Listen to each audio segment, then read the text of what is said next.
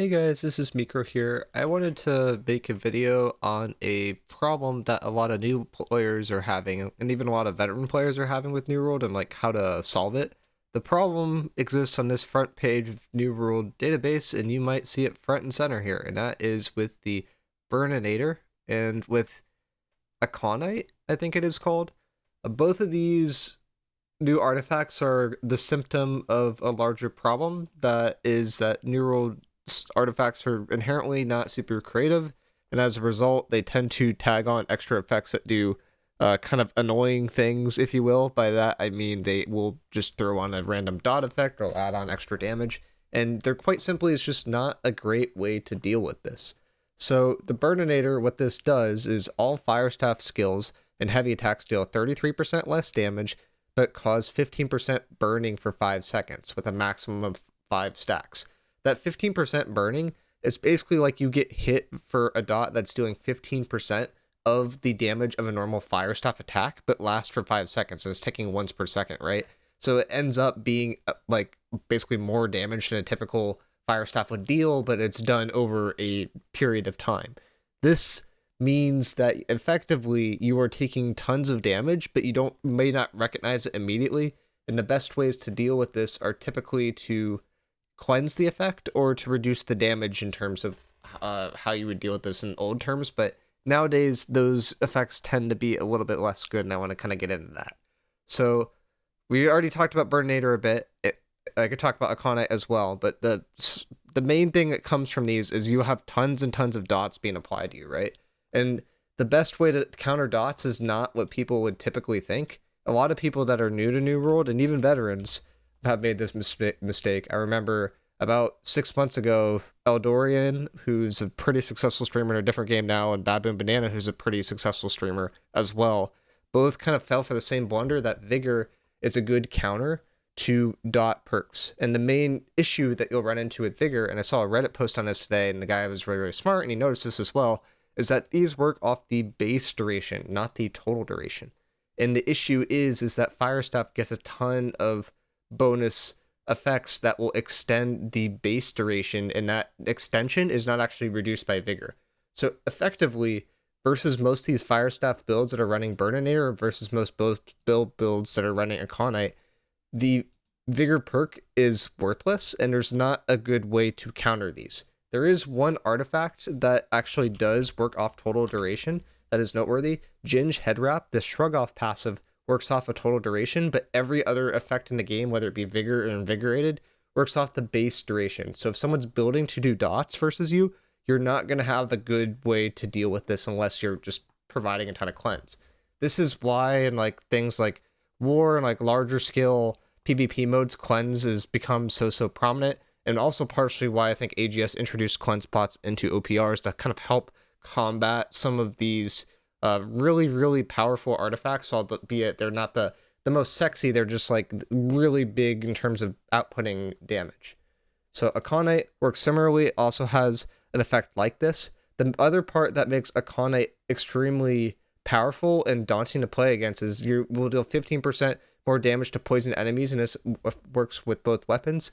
The main thing that they changed that enables this so much is if you look at Rune Glass and you click on the dot ability that Rune Glass actually has, this is now applying a dot poison, which is proccing the Aconite, which means that if you hit a target, they're just always going to have poison on them, right? It's not coming from an ability per se. You could just hit a target with anything, and that target will have poison. You'll just do more damage to them.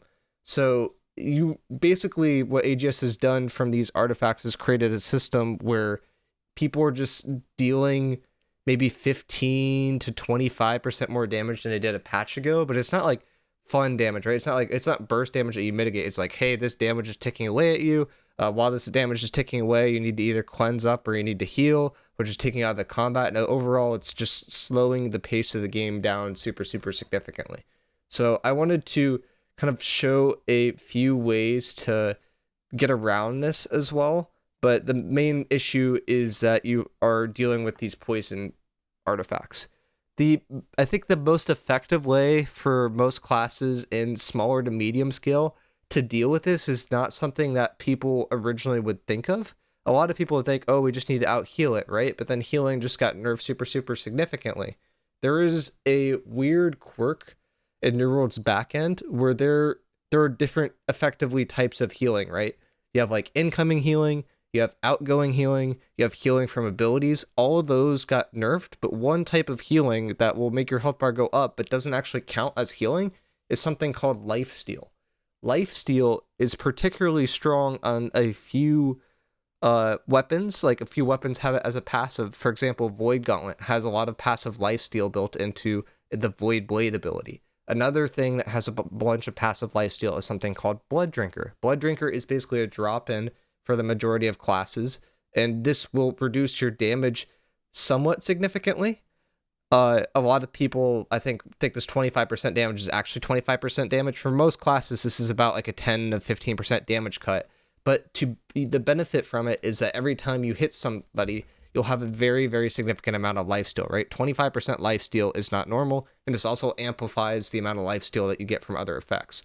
So Blood Drinker ends up being a relatively good piece to deal with this meta.